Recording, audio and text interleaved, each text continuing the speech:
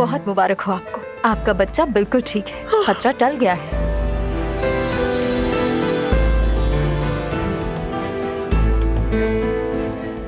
यानी मेरा बेबी बिल्कुल ठीक है।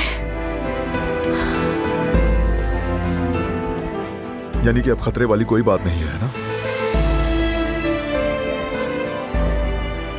यानी अब कोई मसला नहीं होगा ना? जी हाँ, अब आपकी बेगम घर जा सकती है।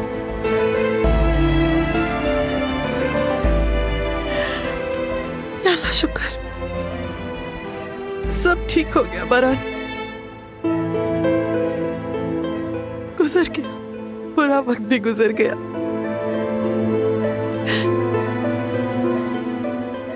अब सब कुछ ठीक है मेरी जान, मेरी बेटी, सब ठीक हो गया।